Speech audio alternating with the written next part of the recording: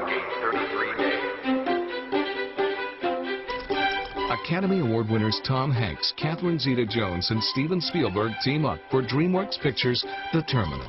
Where do I buy the Nike shoes? The story of an immigrant who becomes a man without a country while in flight to the United States. If you could wait here, an airport is supposed to be that doorway to the world in which people are checked. And people are checked. In this case, you know, Victor Navorsky is checked, and he's no good. It seems that you have fallen through a small crack in the system. I am correct. The filmmakers look to production designer Alex McDowell to create a realistic set from the ground floor up, the actual terminal.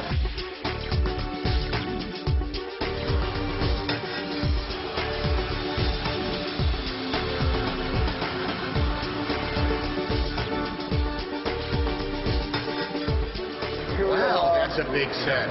Holy cow, look at the size of that set. My God, that set's still going! We realized that there was no stage in Los Angeles that was going to be big enough to hold our set. So we started looking around in the LA greater area to try and find space that was big enough, and actually ended up in this hangar in Palmdale. It's an old hangar that they used to build airplanes in 747s.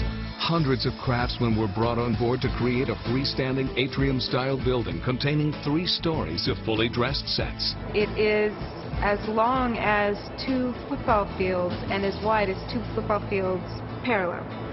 So it was just impossible to even conceive that the model that we had in the pre-production process would fill up this place.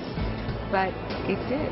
650 tons of steel was used in building the structural frame of one of the largest interior sets ever built.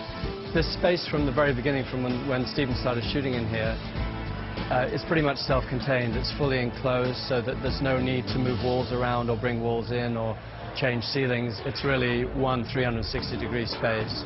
I love that. It's immediately inviting. This is actually the antithesis of what most motion picture making is. It is bright, it is airy, it is cool. There is plenty of places to sit. There's also plenty of food and shopping available on the set, with more than 35 companies represented in the terminal's retail mall. Good afternoon. Welcome to Burger King. May I take your order? When I first walked into the set, I turned to Steven and I said, I'm just breathless. It's just taken my breath away. And I think on some level that's the ultimate goal for a designer, you know, for a film like this, is to be invisible. I think that if nobody understands what on earth it was that the designer did in this case, I think that's great. You ever feel like you're just living in an airport?